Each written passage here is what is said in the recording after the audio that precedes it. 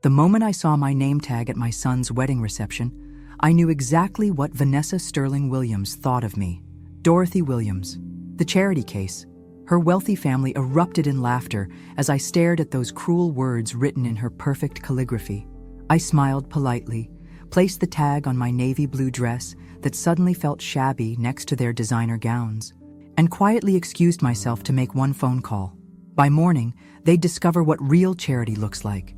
If you're watching this, subscribe and let me know where you're watching from. Let me tell you how we got here, because this story starts 6 months before that humiliating Saturday evening in June. My son Michael had fallen head over heels for Vanessa Sterling, a beautiful 29-year-old from old Connecticut money. The kind of money that builds wings on museums and names libraries after dead relatives. When Michael first brought her home, I could see the disdain in her perfectly sculpted features as she surveyed my modest living room with its worn furniture and family photos in drugstore frames. "How quaint," she'd said, her voice dripping with false sweetness. "It's so refreshing to see someone who isn't obsessed with material things." Even then, I bit my tongue. My boy was happy, and at 42, he deserved love. If only he could have seen past her beauty to the coldness underneath. But love, as I've learned in my 68 years, makes fools of the wisest men. The engagement party was my first real taste of what I was up against. Held at the Sterling family estate in Greenwich, it was a showcase of wealth that made my head spin. Crystal chandeliers hung from ceilings painted by artists whose names I recognized from museum placards. The guest list read like a social register, filled with people whose conversations centered on yacht clubs and charity galas I'd never be invited to attend. Michael's mother-in-law, Patricia Sterling, had introduced me to her friends, her tone suggesting I was something unfortunate that had attached itself to her daughter's happiness. "She's from Ohio." The way she said it made Ohio sound like a third-world country, but I played my part. I smiled, complimented the hors d'oeuvres, and pretended not to notice how conversations died when I approached. After all, I had my reasons for staying quiet. Some games require patience, and I've always been very, very patient. The wedding planning process revealed just how deep the Sterling family's contempt ran. Every decision was made without consulting me, despite my repeated offers to help. When I suggested contributing to the rehearsal dinner, Patricia Sterling had actually laughed out loud. "Oh, Dorothy, how sweet," she'd cooed. "But we simply couldn't allow you to strain your limited resources. This is going to be quite expensive, you understand." Limited resources. If only she knew. But I kept playing the role of the struggling widow, the woman who cleaned houses and took odd jobs to make ends meet. It wasn't entirely false. I had done those things, just not recently. Not for the past 3 years, since my dear Harold passed and left me his little empire. But the Sterlings didn't need to know that. Not yet. Michael tried to include me, bless his heart. He'd call with updates about venue bookings and menu tastings, always apologizing for another event I somehow wasn't invited to. "Mom, I'm sure it was just an oversight," he'd say, when I mentioned missing the cake testing or the flower selection meeting. "Vanessa's been so stressed with all the planning." Stressed. Yes, I imagine coordinating a $200,000 wedding while simultaneously planning ways to exclude your future mother-in-law would be exhausting work. The bridal shower was particularly enlightening. I wasn't invited, of course, but Michael insisted Vanessa reconsider. "It would mean so much to Mom," he'd pleaded. So she extended a last-minute invitation, the kind that makes it clear you're only welcome because someone forced the issue. I arrived at the country club bearing a modest gift, a simple crystal vase from Macy's. Nothing too expensive for someone in my supposed financial situation. The other gifts were works of art, Hermes scarves, Tiffany jewelry, silk lingerie that cost more than most people's rent. When Vanessa opened my gift, she held it up with the same expression you'd use for roadkill. "How practical," she announced to the room. "Every bride needs something from the discount store." The laughter that followed wasn't kind. It was the sound wealthy people make when they encounter something beneath their notice. But I just smiled and sipped my champagne, making mental notes about each woman's face. Each cruel chuckle. Information, I've learned, is far more valuable than pride. The wedding day dawned perfect. Cloudless sky, gentle breeze, the the kind of weather that photographers dream about. The Sterling estate had been transformed into something from a fairy tale, with white roses climbing trellises and string quartets positioned throughout the gardens. It was beautiful, I'll give them that. Money, whatever its source, can certainly buy beauty. I'd chosen my outfit carefully, a navy blue dress from Nordstrom Rack, simple but elegant. Nothing that would upstage the bride or draw unwanted attention from the wedding photographer. I wanted to blend in, to be forgettable. Sometimes the best revenge starts with being underestimated. The ceremony was lovely, watching Michael's face as Vanessa walked down the aisle in her $15,000 Vera Wang gown. For a moment, I almost forgot my purpose, almost let myself believe that maybe I'd misjudged her, that love might soften her sharp edges. Then she caught my eye during the ring exchange and gave me a look that could freeze champagne. The reception was where everything unraveled. I'd found my table, number 12 naturally, tucked away near the kitchen doors with Michael's college roommates and their wives, not with family. Family was at table 1, where the Sterlings held court like royalty receiving subjects, but I didn't mind. Better positioning for what was coming. That's when I saw it. The name tags at each place setting, written in Vanessa's perfect calligraphy. Most were simple: Patricia Sterling, James Sterling, Michael Williams. But mine read, Dorothy Williams, the charity case. The breath caught in my throat. Not from hurt. I'd expected cruelty. From the sheer audacity of it. She'd actually put it in writing, this woman who would soon discover that charity is a two-way street. Oh my goodness, Patricia Sterling gasped as she noticed my tag, her hand flying to her throat in mock horror. Vanessa. Darling, surely this is some kind of mistake. But Vanessa's smile was razor-sharp. No mistake at all.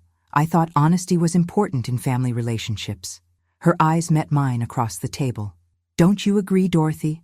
After all, we wouldn't want anyone to get ideas above their station. The laughter started with Richard Sterling, a booming sound that encouraged others to join in.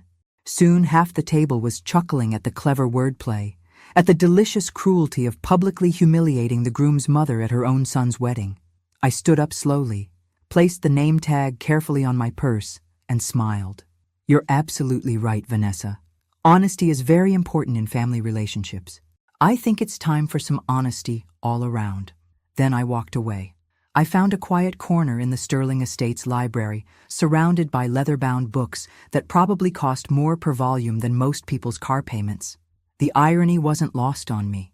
Making the call that would change everything while surrounded by the symbols of their supposed superiority.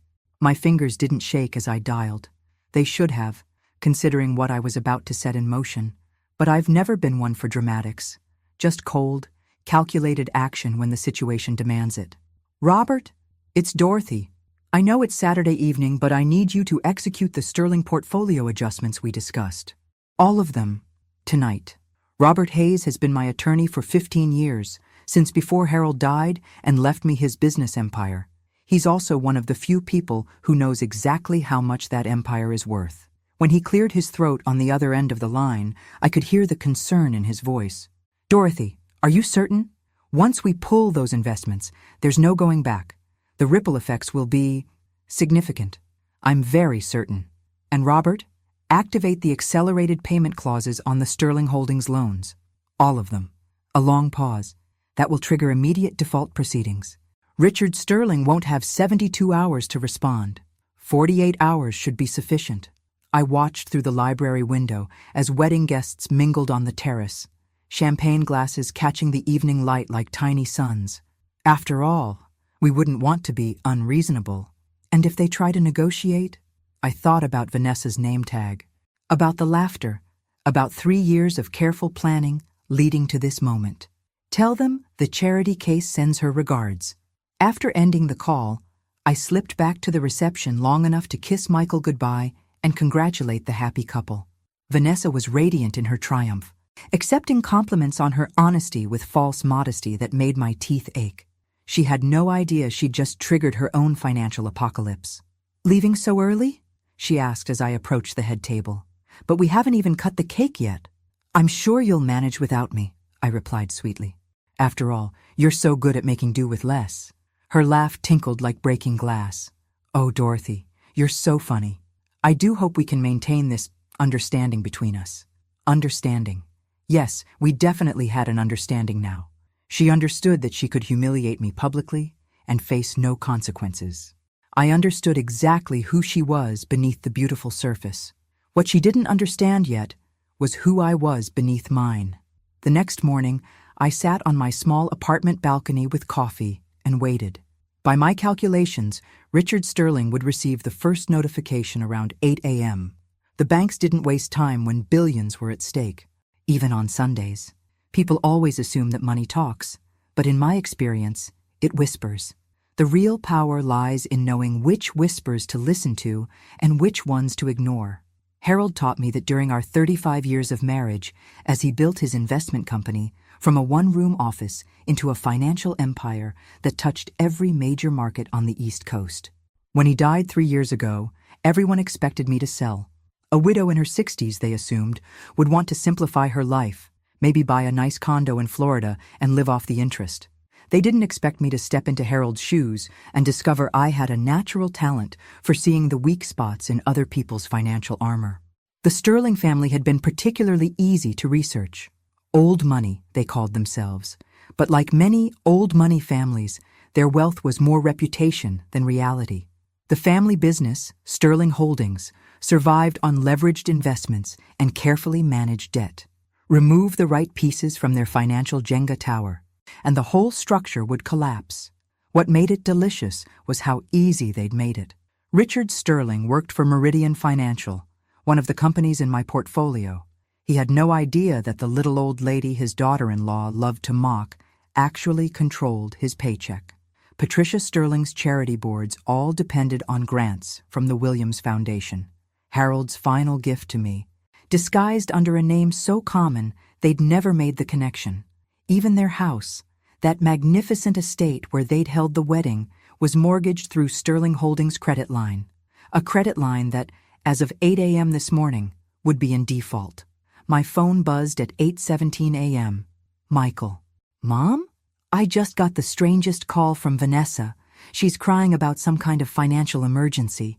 Her dad got calls from lawyers this morning, something about investments and loan defaults. Do you know anything about this? I sipped my coffee, watching a cardinal build its nest in the oak tree outside my window. How would I know anything about their financial affairs, sweetheart? I'm just the charity case, remember? Mom, please. This isn't the time for jokes. Vanessa's really upset. She's saying her family might lose everything. That doesn't seem possible. They're loaded. Are they? I asked gently. Or do they just spend like they are? What's that supposed to mean? It means, Michael, that sometimes what appears to be wealth is actually just very expensive debt, and sometimes the people you think are powerless turn out to be holding all the cards. A long silence on the other end. Mom, what did you do? I smiled, thinking about Vanessa's name tag tucked safely in my purse. I made a phone call. By noon Sunday, my quiet apartment had become mission control for watching the Sterling family's world crumble. I'd spent years learning to read financial reports the way some people read mystery novels, and the Sterling Holdings portfolio was a page-turner. Robert called with updates every hour. The morning was just the beginning, he reported during his third call. Meridian Financial is reviewing all employees with potential conflicts of interest. Richard Sterling's position is precarious. And the house? Foreclosure proceedings will begin Tuesday unless they can produce $2.3 million by end of business tomorrow. Given their current liquidity crisis, that seems unlikely. I'd done my homework thoroughly. Over the past 6 months, while playing the role of humble mother-in-law, I'd quietly acquired controlling interests in everything the Sterling family depended on. Not directly, of course. That would have been traceable. Through shell companies, investment partnerships, and carefully structured trusts that would have taken a forensic accountant months to unravel. The beauty was in the timing. Wedding expenses had already stretched their credit lines to the breaking point. The $200,000 ceremony that was meant to display their wealth had actually been funded by borrowed money they couldn't afford to borrow. All I'd done was call in those loans simultaneously, like pulling multiple foundation blocks from a house of cards. My phone rang again. Michael, sounding increasingly desperate. Mom, Vanessa's parents are freaking out. They're talking about selling the house, firing their staff, canceling the country club memberships. Her dad might lose his job. What kind of phone call could possibly cause all this? The kind that happens when someone mistakes kindness for weakness, I said. When they forget that quiet people often have the loudest voices when they choose to use them. This is about the name tag, isn't it? Mom, I saw it. I confronted Vanessa about it last night. She said it was just a joke. A joke. I repeated the word slowly, tasting its bitterness. Yes, I imagine she did think it was funny. Right up until this morning. Can't you undo whatever you did? Vanessa's beside herself. She's talking about how this will ruin their reputation, how they'll never recover from the shame. Shame. Now there was an interesting word choice. And what about my shame, Michael? What about the shame of being publicly humiliated at my own son's wedding by a woman who's never worked a day in her life? She was wrong. I know that. But destroying her family seems extreme. I stood up, pacing to my small kitchen, where Harold's picture still sat on the counter. He'd taught me many things, but the most important lesson was this. Respect is not given, it's earned. And sometimes it has to be taken. I haven't destroyed anything, Michael. I've simply revealed what was already there. A house built on borrowed time and borrowed money.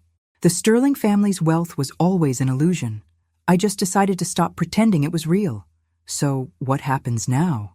I looked at my reflection in the kitchen window, seeing not the charity case Vanessa thought she'd humiliated, but the woman I'd always been underneath, Harold's partner in every sense, his equal in business and in life.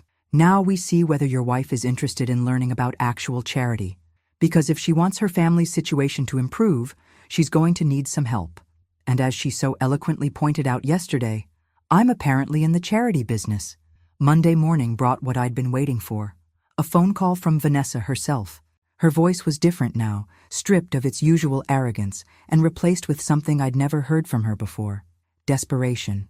Dorothy, I need to speak with you. Could we meet for coffee? Of course, dear, I said sweetly. I always have time for family, even family who thinks I'm a charity case. The silence on the other end was telling. About that, she began, but I cut her off. Let's meet at Marlowe's Diner on 5th Street. 1 o'clock. I assume you know where it is. It's not exactly your usual scene, but I'm sure you'll manage. Marlowe's was perfect for what I had planned. A working-class diner where a woman in designer clothes would stand out like a peacock in a chicken coop. When Vanessa arrived at exactly 1 o'clock, she was almost unrecognizable.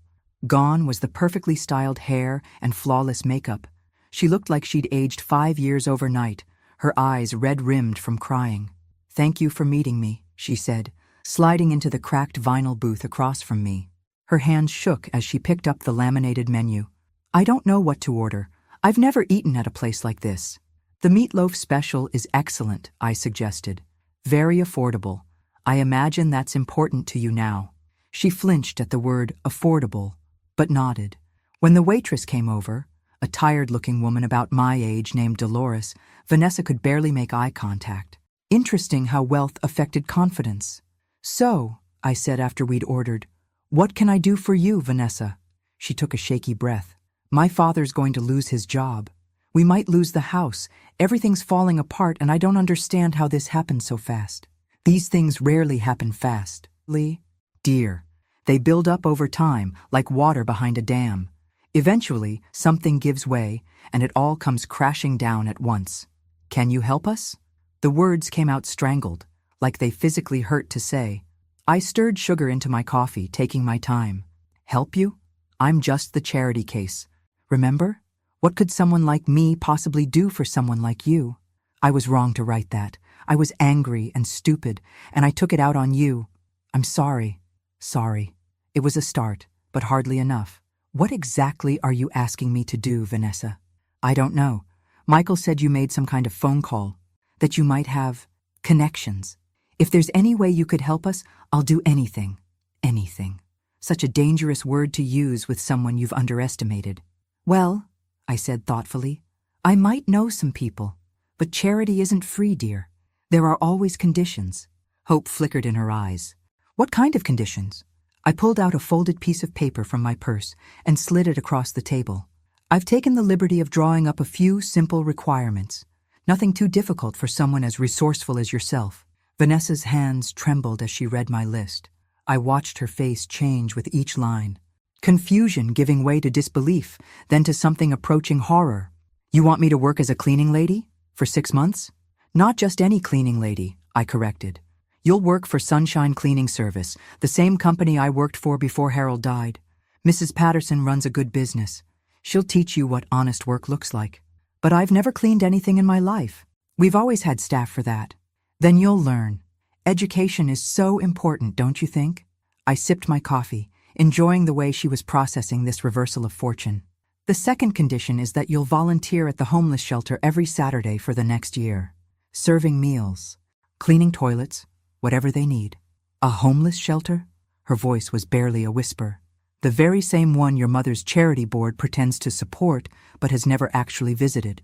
You'll get to meet the people you've been helping from a distance all these years. She kept reading, her face growing paler with each requirement. You want me to live in your apartment building? In a studio unit? Just until you can afford something better on your cleaning lady salary. It's a nice building. I live there myself, remember? Though I suppose you'll be seeing quite a bit more of it than you expected. The meatloaf special arrived, giving Vanessa a moment to compose herself. She pushed the food around her plate without eating, clearly struggling to process what was happening to her world. And if I agree to all this? She asked finally. You'll help my family? I'll make some phone calls, see what can be done about those pesky loan defaults. Maybe even put in a good word for your father at his company. I paused, watching her carefully. Though I should mention, I have some influence at Meridian Financial. More than you might expect from a charity case. Something flickered in her eyes. The first hint that she was beginning to suspect there was more to me than she'd assumed. What kind of influence? I smiled mysteriously. The kind that comes from knowing the right people. Your father works in the acquisitions department, doesn't he? Handles major corporate buyouts? Yes, but I don't see what that has to do with... Oh, I think you'll find it has everything to do with your current situation. You see, Vanessa, companies like Meridian don't just lose money overnight unless someone very powerful decides they should. The fork slipped from her fingers, clattering against her plate. What are you saying? I'm saying that perhaps you should have asked more questions about your new mother-in-law before deciding to humiliate her at a public event. Background research is so important in business relationships. She stared at me like she was seeing me for the first time. Who are you? I'm exactly who I've always been.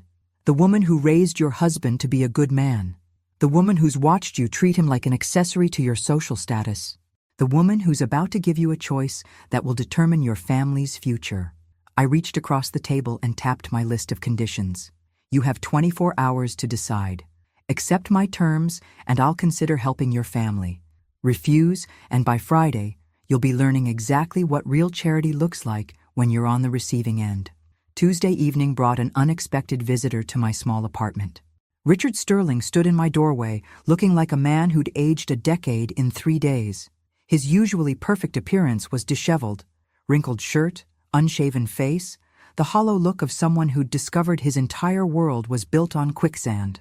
Mrs. Williams, I hope you don't mind me coming by unannounced. I got your address from Michael. Not at all, Mr. Sterling. Please, come in. I stepped aside, watching as he took in my modest living space. The same eyes that had looked through me at his daughter's engagement party now catalogued every detail with desperate attention.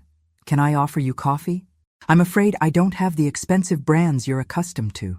Coffee would be fine. He settled heavily into my small dining chair, looking completely out of place among my thrift store furniture and discount store decorations. While I prepared the coffee, he cleared his throat several times, obviously struggling with how to begin. Finally, as I set his cup down, he spoke. I know what you did. Do you? I sat across from him, genuinely curious. What exactly do you think I did? You orchestrated everything, the loan defaults, the investment withdrawals, even my position at Meridian being under review. Someone with serious financial power decided to destroy my family, and the timing suggests it was you. I had to admire his directness. Desperation had stripped away his social pretenses, leaving behind a more honest version of himself. That's quite an accusation, Richard. What makes you think someone like me would have that kind of power? Because I spent all night going through the corporate structures of the companies that pulled their support. Shell companies, investment partnerships, holding trusts, all very sophisticated financial instruments, and all leading back to one source of funding, which is the Williams Foundation, Harold Williams Foundation, the same Harold Williams who built Meridian Financial from nothing and sold it to Sterling Holdings' parent company 15 years ago. The silence stretched between us as I sipped my coffee. So he'd finally done his homework. Better late than never, I suppose. Harold Williams, I said slowly, was my husband. Richard's face went white. You're Dorothy Williams, the Dorothy Williams, Harold's widow who inherited everything. Yes. I set down my cup with deliberate care, including controlling interest in the parent company that owns Sterling Holdings, including the investment firm that handles your family's portfolio, including, as of last year, 60% ownership in Meridian Financial itself. The coffee cup slipped from his hands, shattering against my linoleum floor. You've been playing us from the beginning. Playing you? No, Richard. I've been watching you, testing you, seeing what kind of people my son was marrying into. I stood up, getting paper towels to clean up the spilled coffee. The results were illuminating. The engagement party, the wedding planning, all those times you seemed so meek and accommodating. I was gathering information, learning about your family's character, your true financial situation, your values. I knelt to clean up the broken ceramic. Do you know what I discovered? He shook his head, apparently beyond words. I discovered that your daughter wrote charity case on my name tag at her own wedding, that your wife introduced me to her friends as something embarrassing she had to tolerate, that your entire family found it amusing to mock a woman they believed was powerless. I stood up, disposing of the broken pieces in my small trash can. But most interesting of all, I discovered that none of you ever asked who I really was. You saw what you expected to see and never looked deeper. What do you want from us? For the first time in our conversation, I smiled. I want you to understand what charity really means, Richard. It means helping someone who can't help themselves. Someone powerless who needs assistance from someone with power. I walked to my purse and pulled out Vanessa's copy of my conditions list. Your daughter has until tomorrow to give me her answer. I suggest you encourage her to choose wisely. The next afternoon, Vanessa arrived at my apartment with Michael in tow. My son looked confused and hurt, the expression of a man who was finally realizing his mother wasn't who he'd thought she was, and neither was his wife. Mom, he said as they settled on my small couch. Vanessa told me about your conditions. This is crazy. You can't seriously expect her to work as a cleaning lady. Why not? It's honest work. I did it myself for 2 years after your father died, before I fully understood what he'd left me. Vanessa had been staring at her hands, but now she looked up. You really cleaned houses? Every day. Scrubbed toilets, mopped floors, dusted furniture for people who treated me like I was invisible. It was humbling work, but it taught me something valuable about character. What's that? Michael asked. It taught me that how you treat people you think are beneath you reveals everything about who you really are. I looked directly at Vanessa. Your mother-in-law, the charity case, has been cleaning up other people's messes her whole life. The only difference now is that she has the power to choose whose messes she's willing to clean up. Vanessa's voice was barely audible. I accept your conditions.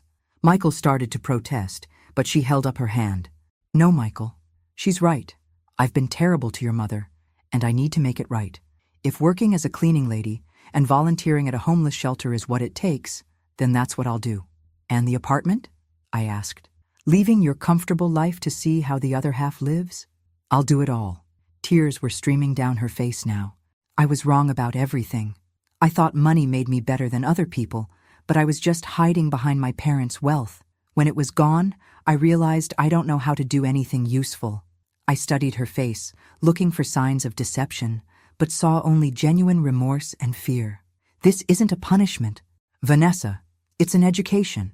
You're going to learn skills that money can't buy: empathy, humility, the satisfaction of honest work. And you'll really help my family if I do this? I'll do more than help them. I'll restore everything they've lost and more. Your father will keep his job at Meridian. In fact, he'll receive a promotion. Your parents' house will be saved. The family reputation will be rebuilt stronger than before. Michael looked stunned. How can you promise all that? I walked to my small desk and pulled out a folder I'd been saving for this moment, because I own the companies involved. All of them.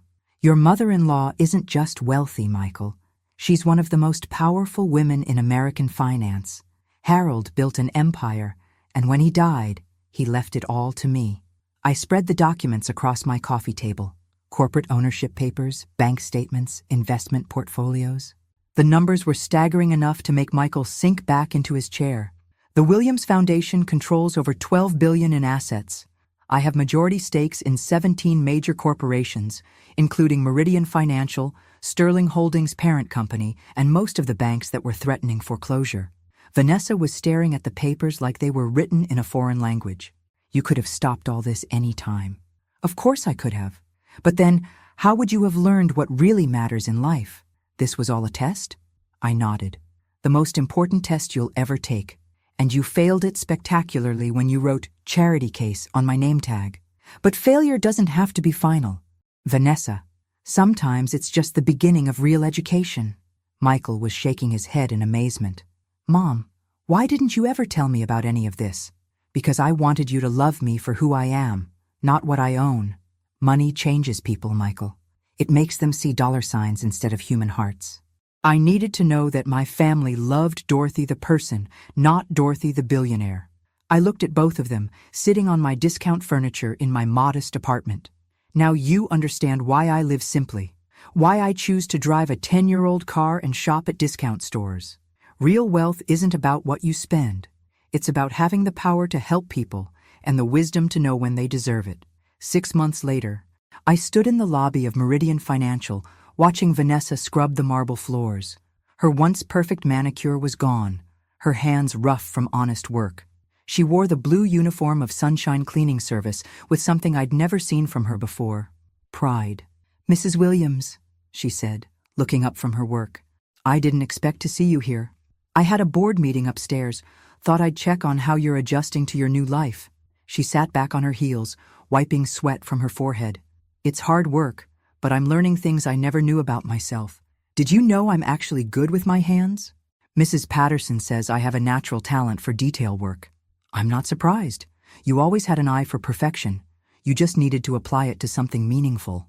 Over the past 6 months, I'd watched Vanessa transform. The shallow socialite who'd humiliated me at her wedding had gradually disappeared, replaced by someone who understood the value of work, the dignity of service, and the importance of treating everyone with respect. How are things at the homeless shelter? Her face lit up. Another change I'd never seen before. Amazing. There's this little girl, Maria, who comes in with her mother every Saturday. She's teaching me Spanish and I'm helping her with her homework. I never realized how much I could learn from people I used to think were beneath me. And the apartment? Small but comfortable. I'm actually going to be sorry to leave it when my 6 months are up. She paused, studying my face. That is, if you're really going to hold up your end of the bargain. Oh, I think you'll find I'm very good at keeping promises. I reached into my purse and pulled out a sealed envelope. Your father's promotion was announced this morning. Senior Vice President of Acquisitions, with a significant salary increase. Her hands shook as she opened the envelope and read the official letter. How did you? I told you, dear. I own the company. Your parents' house is also being transferred into a family trust that will ensure it can never be lost to creditors again. Consider it my wedding gift to you and Michael. Tears were streaming down her face, cutting tracks through the dust on her cheeks. Why are you doing this? After how badly I treated you. Because you passed the real test, Vanessa. Not the one where you failed to show me basic human respect, but the one where you chose to change instead of making excuses. Character isn't about never falling down. It's about getting back up and becoming better than you were before. I helped her to her feet, and for the first time since I'd known her, she looked me directly in the eyes as an equal. The charity case, she said softly, turned out to be the one offering charity. That's how charity is supposed to work, I replied. Those who have the most give to those who need it most. I needed to know you were worth saving. You needed to discover who you could become when everything was stripped away. As I walked toward the elevator, she called after me. Dorothy, will you come to dinner Sunday? I'm cooking for the first time in my life. It probably won't be very good, but... I turned back, smiling. I'd be honored. After all, We're family now. Real family. The kind built on respect and love instead of obligation and appearances. The elevator doors closed, but through the glass I could see Vanessa returning to her work with renewed purpose. She'd learned the most important lesson I could teach her. True wealth isn't measured in dollars, but in the lives you touch and the people you lift up along the way. At my son's wedding, his new wife had written my name tag as the charity case. She'd expected laughter and got education instead. Sometimes, the best revenge is helping someone become the person they were always capable of being. And sometimes, the greatest charity we can offer is the chance to discover our own capacity for grace. Thanks for listening. Don't forget to subscribe and feel free to share your story in the comments. Your voice matters.